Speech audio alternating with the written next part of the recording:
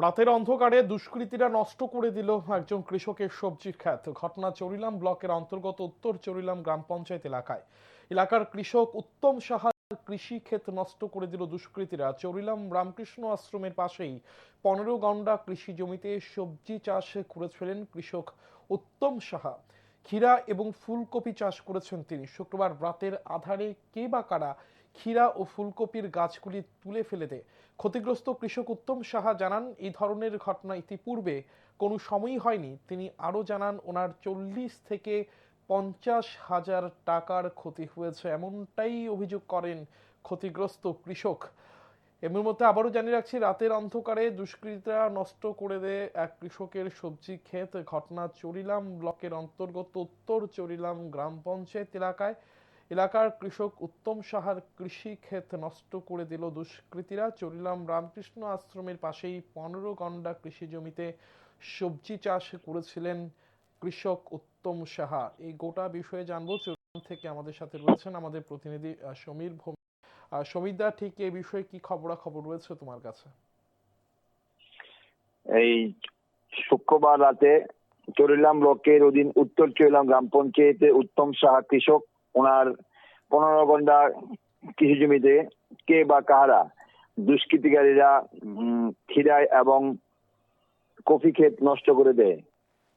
শনিবার সকালে তিনি দেখতে পেয়ে সংবাদ কাছে বলেন, এই ধরনের ঘটনা আর কোনো সময় হয়নি।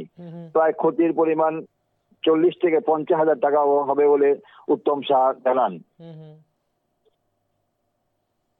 তবে এই ধরনের ঘটনার উত্তর চরিলাম গ্রাম পঞ্চায়েত এলাকার আরো কয়েকজন কৃষকের এই ধরনের ঘটনা ঘটেছে কয়েক মাস আগে। আবার পুনরাবৃত্তি হলো গতকাল রাতে উত্তর চরিলাম গ্রাম পঞ্চায়েতে উত্তম সাহা কৃষি জমিতে।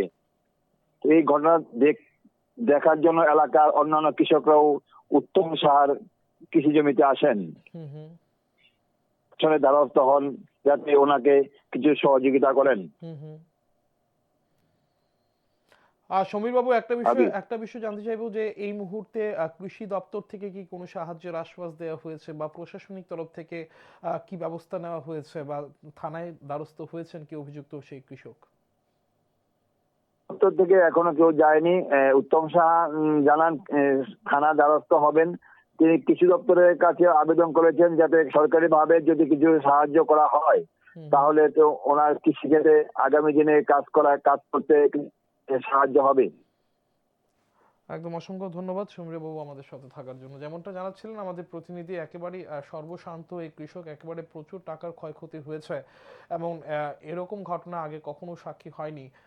একেবারে মাথায় হাত এই কৃষকের। শুনবো সেই ক্ষতিগ্রস্ত কৃষক কি বলছেন। একটু চললাম সেটাই আর কফি কে বা কারণে সব টাকা তুলে মালাই দিছে 40-50 হাজার টাকা প্রথম হয়েছে 15 ঘন্টা উত্তম সাহা।